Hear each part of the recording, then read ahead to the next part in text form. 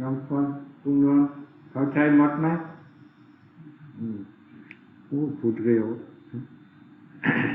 Nityananda, how much? Nothing.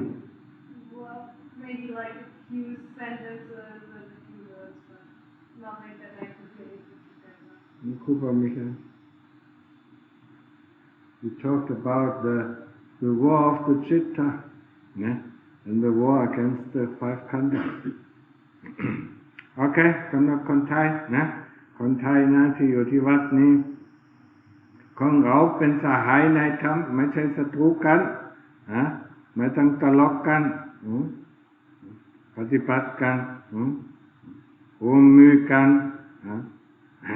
ของเราปฏิบัตินั่งสมาธิเดินจงกรมและขอวัดปฏิบัติด้วยนะดูแลวัดนี้ร่วมมือกันและอะไรที่อุปสรรคนะมันอุปสรรคเกิดขึ้นในจิตนะเมื่อกี้ก็ลุงตะก็พูดนะก็หาทางออกในจิตไม่ใช่หาทางออกกับสหายในธรรมนะเข้าใจโอเคกลับไปได้ When we listen to the Dhamma talks in Thai, yeah, we try to listen with our heart.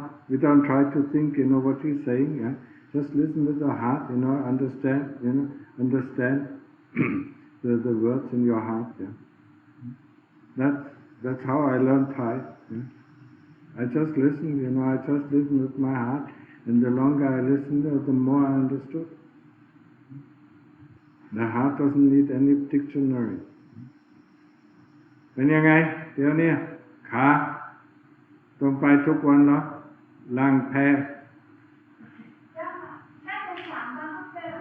3 วัน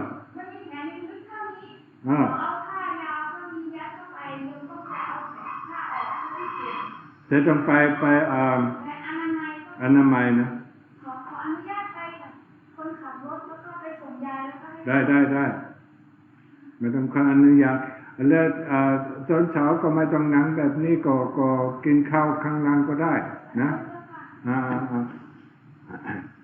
ลำบากอย่างนี้นะโอ้มากันเนี่ยมันเป็นกรรมของโยมเองมันกลัวมากเนี่ยและ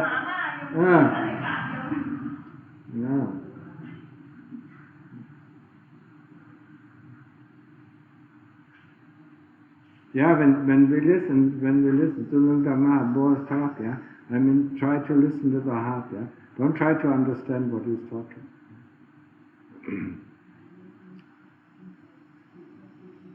And the best way, to learn Thai is the more you listen, the more you understand, yeah. And you don't need any dictionary.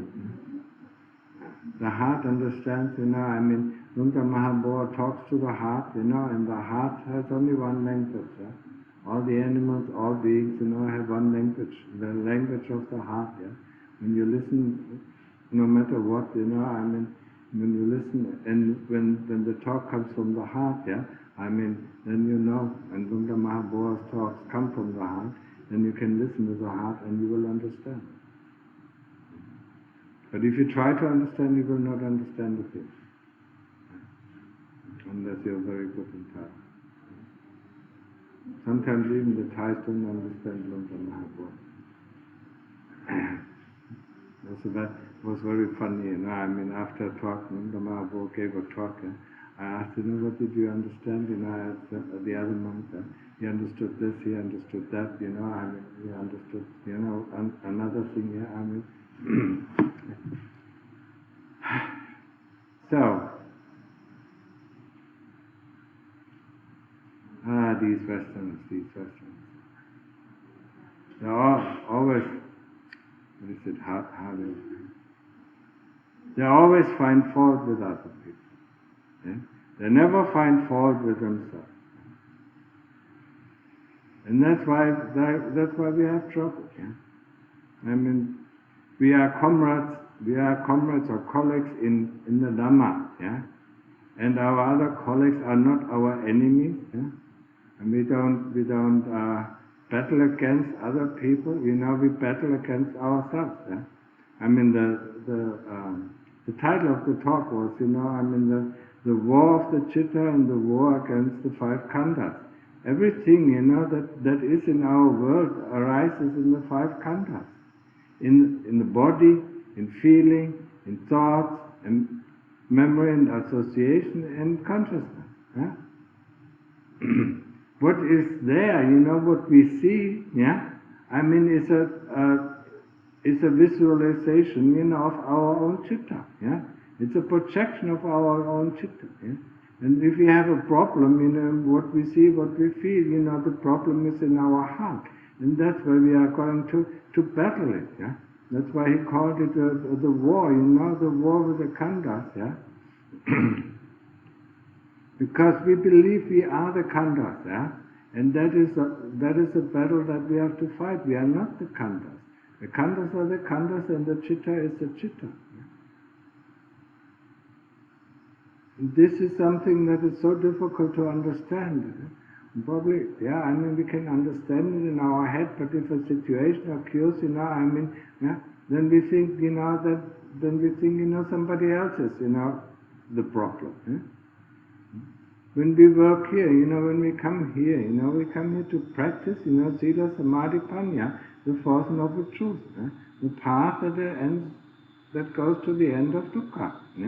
And it's comprised of morality, or the precepts, the 8 precepts when we are living here in the monastery, or the 220 precepts, when we are monks, and we keep them, and then we train samadhi, and samadhi is very difficult to train, especially for Western minds, especially for younger generation of people who are born with a smartphone in their lap. They know nothing else. The smartphone. Whenever they want to know, they ask the smartphone. But that is not our wisdom. That is not our knowledge. It's the knowledge of other people. So we have to train. We have to find. We have to find the truth, and the truth is in everybody's heart. We just have to look at our own heart. And when we come here, we have to do certain jobs, to keep the monastery clean. When you look at the monastery, the monastery is clean. The sala is clean, the paths are clean, there's no garbage lying around, not like in other monasteries, or other places, where they just throw the garbage everywhere. No, it is clean, and we need to keep it clean, and that's why we need everybody, everybody, not one person. No, it's not my job, Typical Western say, no, this is not my job, somebody else's job. Why is he not here? We see something and we do it. We hold the hands together and we do the things together and don't blame other people. The only person that we blame is ourselves. Because we are not, we are not yet finished, we are not yet finished with our work. So the problems arise in our heart, and that is where we have to solve them. The problems don't arise in the situation, the problems don't arise with other people, the problems arise in our heart. Have you not noticed it? And if you have noticed it, try to correct it in your heart. Whatever, sometimes we don't have the wisdom to correct it. That's why we have to train. That's why we have to train samadhi, and especially sati, this awareness that knows what is going on without putting any labels, without putting any association or any views and opinions on it. Just to see the situation clearly, and then you can correct it. It's a long path of practice, but we start now, And then whenever we have problems, we try to correct it, or we try to remember, the problem has arisen in our heart, so we should correct it here, And don't steamroll over other people, accuse other people of this or that, that is not the way of a Dhamma practitioner.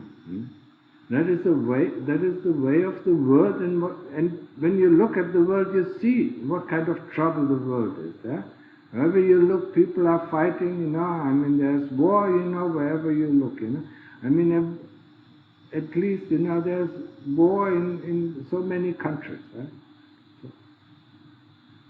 So we have our war with ourselves. Yeah, ourselves. Yeah, that's what we think we are, and what we think we are, we can always define in terms of the five khandhas. Yeah, we have this body. We are women, we are men. Yeah, that is what we define ourselves. Yeah, or we have these feelings. That's how we define ourselves. Yeah, because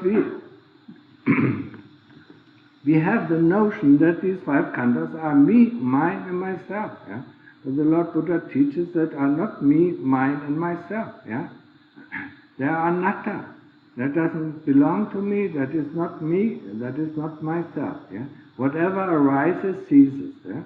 The body, is born and dies. Yeah? So it's not me, it's not mine, it is not myself. It's Lungta Mahabodha called it, a house. Yeah? I mean, we use the house to live in, but the house and the person who lives in is not the same. I normally use the example of a car and the driver. Yeah? The driver and the car are two different things. Yeah? So the car is the rupa, the body, and the driver is the chitta. Yeah? They are not the same thing. But the driver uses the car, or sometimes even needs a car, to do certain things. Yeah? So there's a dependency. There's a dependency on the car. There's a dependency on the body. But we use the body, to gain wisdom. Yeah? To understand, the body is the body and the chitta is the chitta. And the same thing holds true for feeling, for thoughts, yeah, and for memories and association and consciousness. Yeah? These things don't belong to us. Yeah, they appear and disappear. They are just like clouds in the sky. They appear. Sometimes they are white, sometimes they are gray, and sometimes they are dark. Yeah, they come and then they go. Feeling come and then they go. Thoughts come and then they go. They have nothing to do with us. It's not me, it's not mine, it's not myself. For the body it is more difficult because we are born in the body and we die in the body and never get out of the body. Yeah? Sometimes some people can extract the chitta from the body and look at the body, and then they see clearly, understand clearly, that the body and the chitta that looks at the body of has a vision of the body, is not one and the same thing. But we are worried, all our life we are worried about this body. When it becomes sick, we are worried sick. Yeah, we think, when it is a very severe, sickness, we think we die, and once the sickness passed away, we don't have the thought, I'm going to die. Yeah, it's gone. Yeah. Be very sick of this body, we need to feed it, we need to house it, we need to clothe it, and we need to get some medicine for the sickness that arises in this world, yeah. It's normal that we get sick, yeah. This body, is prone to sickness, yeah? It is prone to old age, yeah. And the older we get, the more problems we have this body, because it doesn't, it slowly breaks apart, yeah? Just like a car, if it gets too old, we constantly need to mend it, we constantly need to repair it, until it is unrepairable, and that's what we call in the human realm, it's death, yeah? That's when we go to the next life, yeah? No matter what, no matter in what realm we land, be the Deva realm, or the heavenly realm, or the ghost realm, or the animal realm, or the hell realm, or the human realm. Yeah, that's where we stay for a while, and use our karma for this realm, until the karma is used up, then we come back. Yeah, then we go to another realm. Yeah. Maybe we come back to the human realm, then we are born again, in this body, and we do the same thing over and over and go. Especially in the human and animal realm, we have to train this body. Yeah? How long do we have to train this body, to be able to walk, to talk, and to think? Yeah, First we learn to walk, then we learn to talk, and then we learn to read and write and think, and it takes us 16 years until we can completely use this body, and how long can we use it with all its strength? Maybe 30, 40 years, and then it slowly decays, until until there's nothing, to mend anymore, nothing to repair anymore, and then we die, and then we start all over again, and all over again. And how many lives have we done? I mean, this life, we have the opportunity to listen to the Dhamma of the highest, of the highest value, Bo's Dhamma, we can read his Dhamma, we can listen to the Dhamma. I mean, we have the opportunity, we have the merit to listen to it. And the merit is something that we need, We need this kind of merit, I mean, we collected it over lifetimes and lifetimes and lifetimes. How many lifetimes do we have, do we have to collect the merit, to be able to become a mechi, or a nun, or a monk, or even to stay in a monastery. I mean, we have to provide, we have to provide the monks, we have to support the Sangha, for lifetimes and lifetimes and lifetimes before we can actually stay in a monastery like that.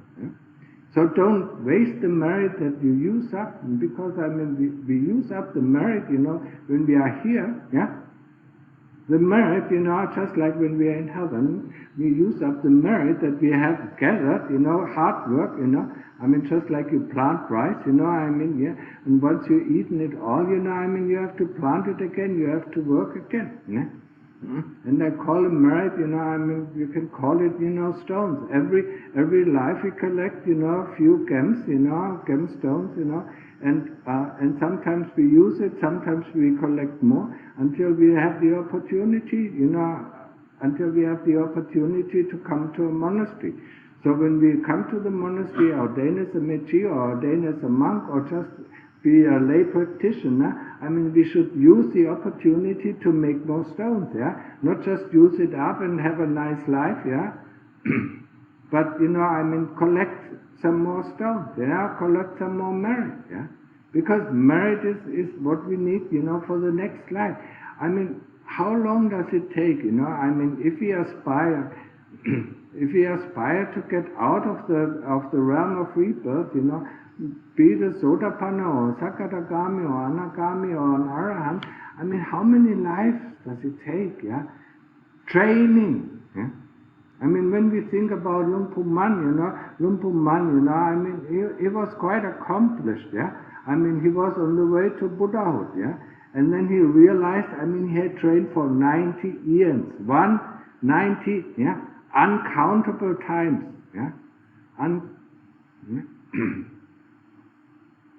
uncountable definition of times, And then he looked, no Buddha has given him, the assurance that he will become a Buddha, So 90 years, So he looked up in the future and said, I have to train another 90 years, Another uncountable times to become a Buddha.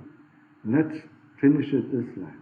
How many years of lifetimes do we have to train, before we become an Arahant? And each life, we train, we become a monk or we become a nun, and then after 10 years we are dissatisfied, we go back in the lay life, and then one life you don't practice, another life you practice again, and then another life you don't practice, and then practice again. We gather stones, and sometimes we use them up, and then we gather some more merit stones, and until we come to a certain place, and then use it, and collect more stones, And that's why we should put so much emphasis in our practice of Sila, Samadhi, and Panya, to make the most out of this opportunity. How difficult it is to find this opportunity, Look at the world, people who travel, who've been to many monasteries. Look at the places that are in the world. How many places, have the opportunity that you can train, really, and get guidance. at the same time. Get guidance, that helps you on the way, on the way to the path out, out of dukkha. So use the time wisely,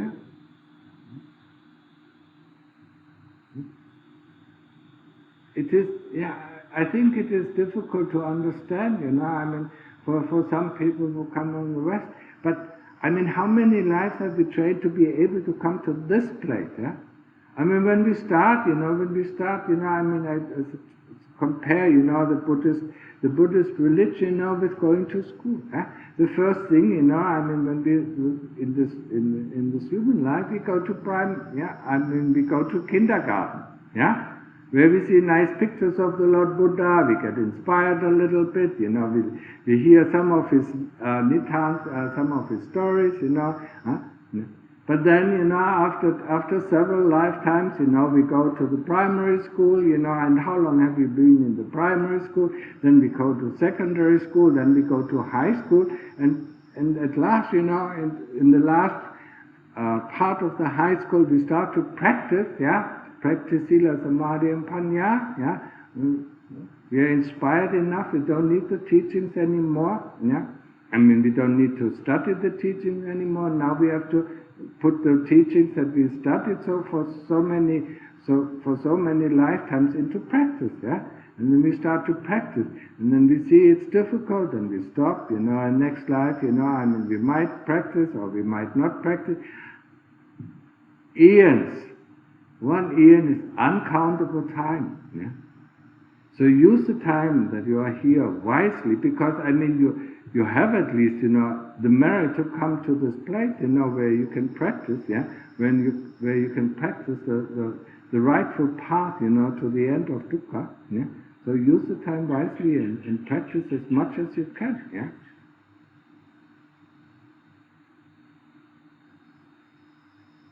Otherwise, I mean, you just waste, I mean, waste the gemstones that you collected over the last previous lives, here, and do nothing, and quarrel and do, I mean, waste this, and then you have to work so hard, I mean, how many times did I have to, be a farmer or, be a hard-working man, and give to the Sangha, for being able to become a monk for a few years, I mean, things, that we get is a result of our karma, This is something that we should understand. It's a result of our karma, what happens to us, The opportunities, that arise in our life is the result of our karma. If it's a good opportunity, we should take it, If it's a bad opportunity, we should acknowledge it and then avoid it, So, remember this, and make the most out of your stay here, No matter if you're a métis, no matter if you're a monk, or no matter if you're a layperson, Practice, Practice wholeheartedly. You can collect a lot of stones. The more you practice, the harder you practice. Okay, that's enough for today,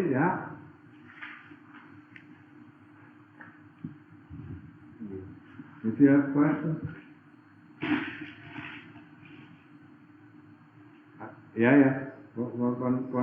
One moment.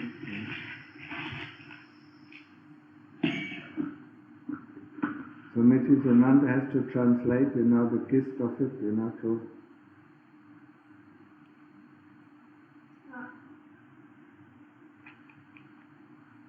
I mean, ihr habt nicht viel verstanden davon, was ich gesagt habe, oder?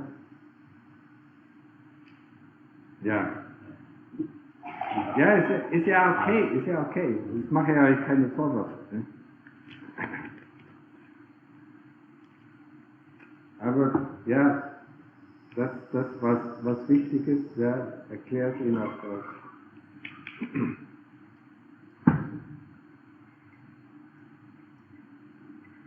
The parents are our arahants.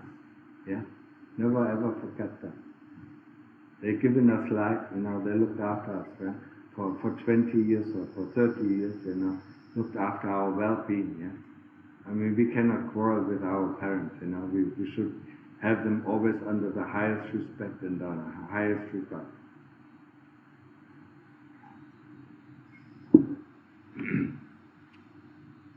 Yes, you had a question, what? How do you identify the consciousness Sangha? The what?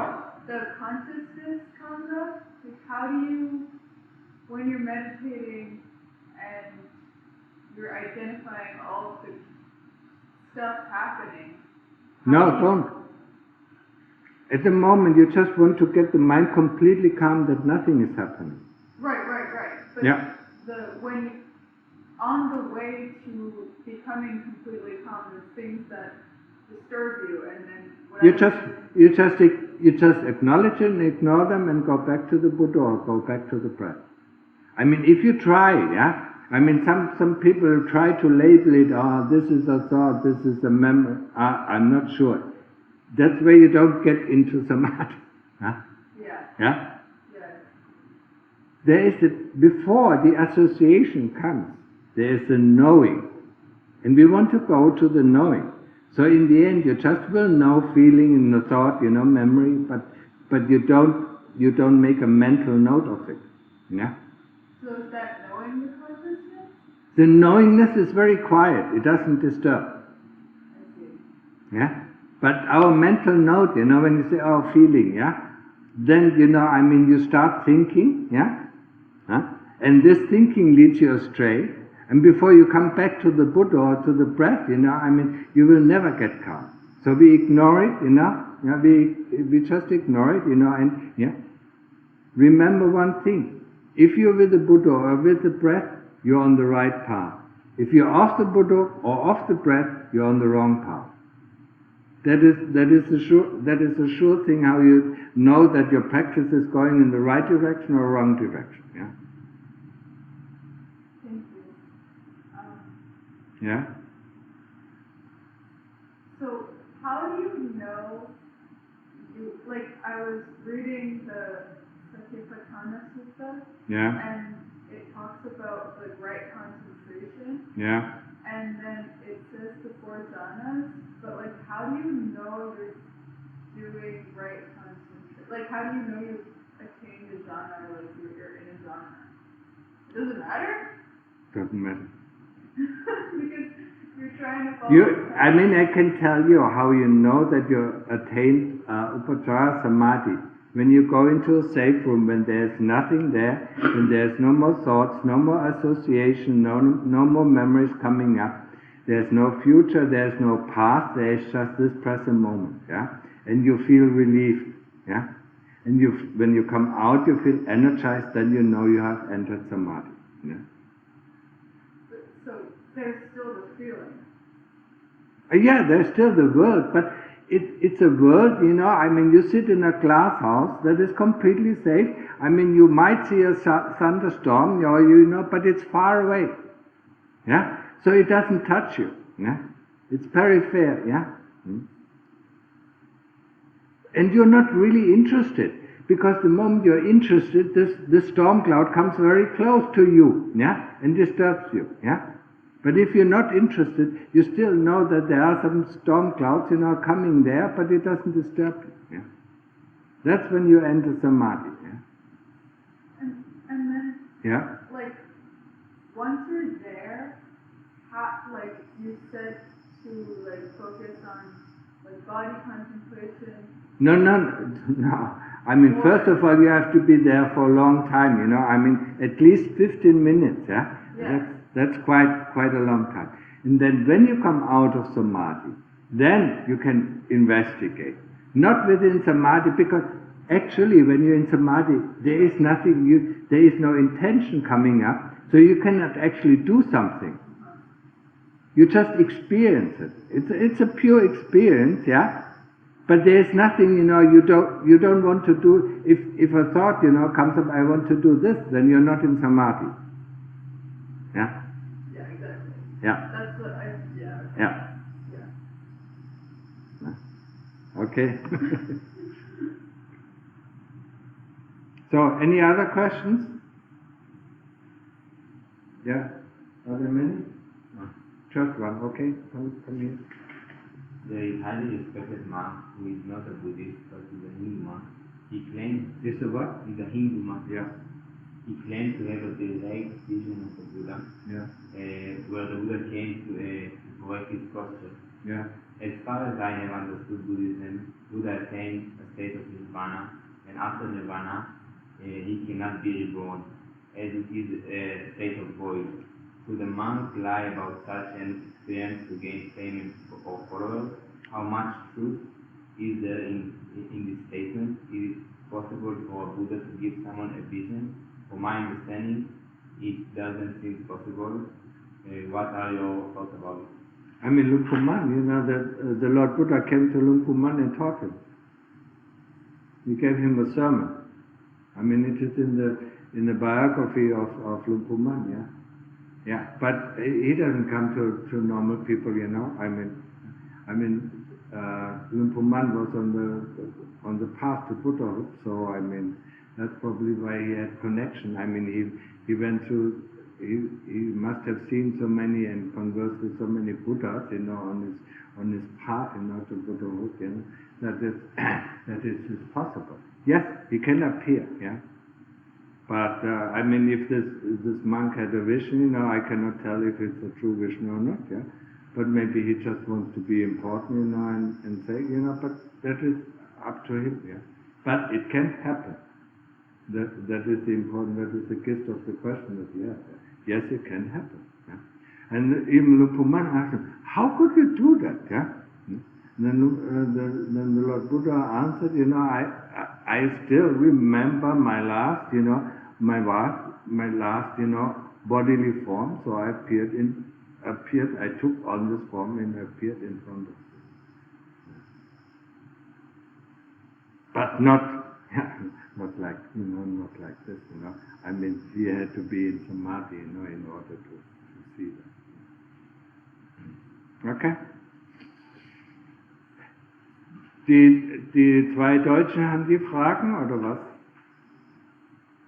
Wenn ihr Fragen habt, dann könnt ihr sie auf Deutsch stellen. Ansonsten, we close down, yeah? Okay. No matter what, you know. We all strive, you know, for one goal, yeah?